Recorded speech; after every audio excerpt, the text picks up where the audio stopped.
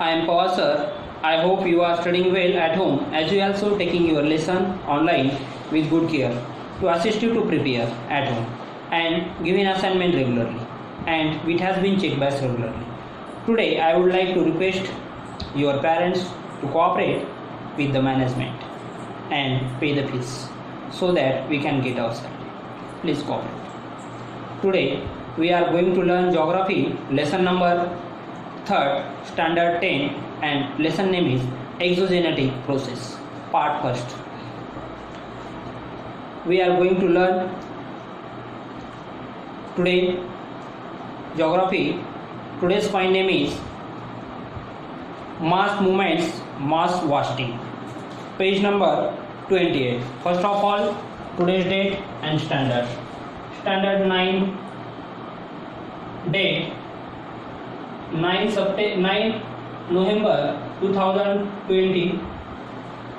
Subject geography.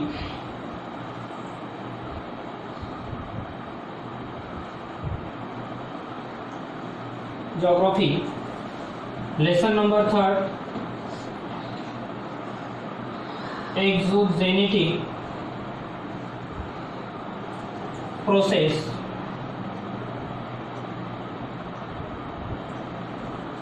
Part 1st.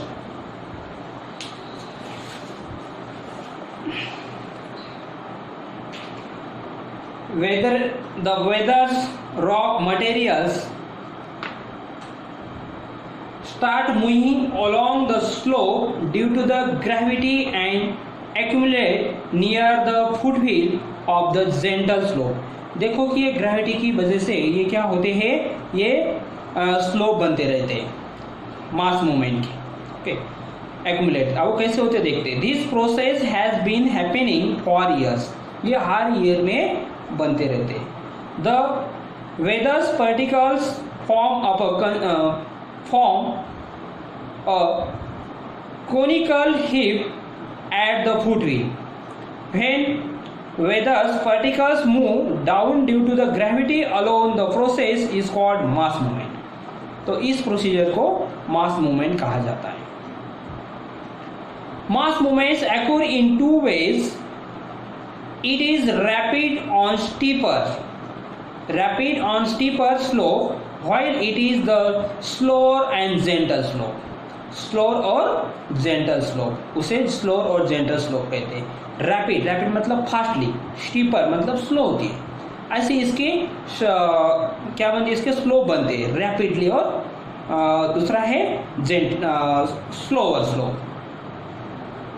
Rapid मास movement. अब rapid के बारे में हम पढ़ें. रैपिड मतलब फास्टली. अब ये टू इसके वेज है. मास मूवमेंट के टू वेज है. एक रैपिड मास मूवमेंट है और नेक्स्ट वाला है स्लोअर मास मूवमेंट. अब रैपिडली कैसे बनते हैं वो देखते हैं हम. रॉक फॉल्स देखो, रॉक फॉल्स का एक पिक्चर बताया. यहाँ पर देखो रॉक के कैसे फॉल्स होते हैं, कैसे टूटते हैं रॉक. यहाँ पर देखो पिक्चर. लैंडस्लाइड्स. और उसके बाद क्या होता है, नेक्स्ट पिक्चर देखो यहाँ पर लैंडस्लाइड वाला है. देखो landslide, land subsidence. Okay, land subsidence occur rapidly. और ये कैसे बनते हैं, ये रैपिडली बनते हैं, फास्टली बनते हैं. Their effects are very destructive. और इससे इसका इफेक्ट बहुत ही फास्टली होता है. The probability of this events is more in the regions having the humid climate. और ये कौन से क्लाइमेट में होते हैं, ह्यूमिड क्लाइमेट में होते हैं. मोर सब जहाँ पर ज़्यादा से ज़्यादा क्लाइमेट होता है ह्यूमिड, वहाँ पर ये देखने के लिए मिलते हैं. एंड स्टीपर स्लोप, वहाँ पर स्टीपर स्लोप होते हैं. Thick layer of weathers materials form on the slope when it rain is such area. और इस एरिया में रेन ज़्यादा होती है. The rain water penetrates the weather's materials and their weight increase. और उसकी वजह से उसका वेट क्या होता रहता है, इंक्रीज होता रहता है. Whether materials are there, the weight increase. The water where materials move very rapidly. तो यहाँ पर देखो वेदर मटेरियल्स क्या करते हैं, फिर ज़्यादा फास्टली यहाँ पर रैपिडली वहाँ से मूव होते रहते हैं। And come down the slope, और वहाँ से वो स्लोप में ही कन्वर्ट हो जाते हैं। That is the mud slide. Mud slide में वो कन्वर्ट हो जाते हैं। At Mali village of Pune district, एक माली विलेज है पुणे डिस्ट्रिक्ट में, sometimes the weather material do not move downward but sink in situ। इन situ here they are, this is called slumping। और उसे क्या कहा जाता है, स्लम्पिंग। स्लम्पिंग के जैसा पार्ट बनता है वहाँ पर, कि देखो इस जैसा, ये फिगर चेक करो स्लम्पिंग। फिगर 3.10 का आपको ऑब्जर्व करना है। सच रैपिड मास मूवमेंट, और जो फास्टली चेंजेस होता है लैंड में, उसको रैपिडली मूवमेंट कहा जाता है। और ये क्लाइमेट की वजह से, ह्यूमिडिटी की वजह से होते हैं। May also occur because of earthquake, और वहाँ पर ज़्यादा अर्थक्वेक भी होते हैं वैसी जगह पर। स्लम्पिंग, स्लम्पिंग वाला एरिया देखो नीचे, दिस इज कॉल्ड स्लम्पिंग।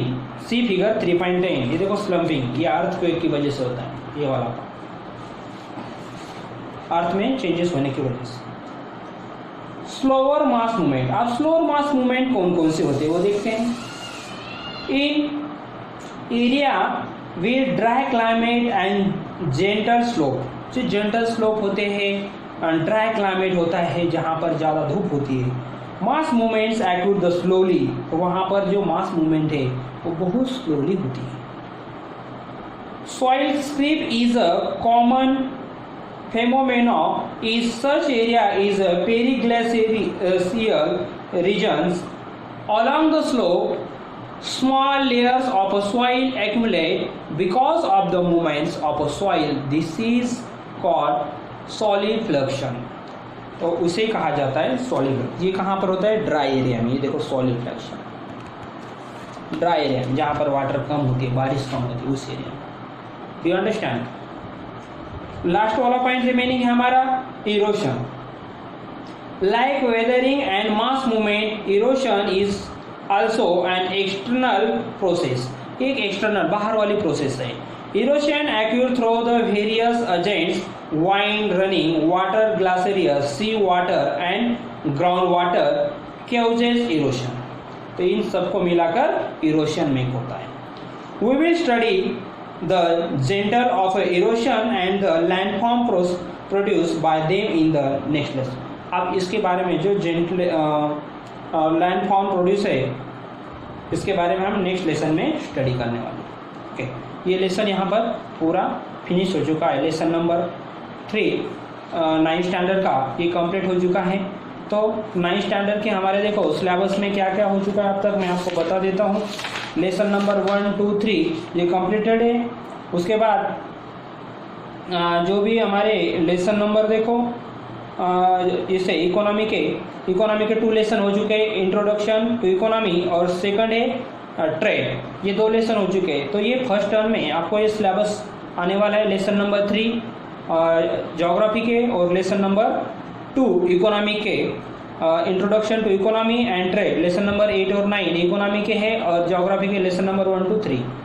ओके, तो ये आपको सब की स्टडी करना है, और जैसे आपकी एग्ज़ाम होगी फर्स्ट टर्म, उसमें स्टडी करके रखो, आपको मार्क्स अच्छी मिलनी चाहिए। अब इसमें क्या करना है, क्वेश्चन आंसर देखो, आंसर इन ब्रीफ ये पूरा कंप्लीट करो।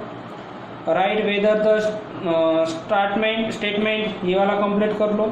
क्वेश्चन नंबर 3 कंप्लीट करो, लर्न एंड राइट 4th भी कंप्लीट कर लो, और 5 वाला भी। Okay, now stop lecture, we will meet next video. Thank you.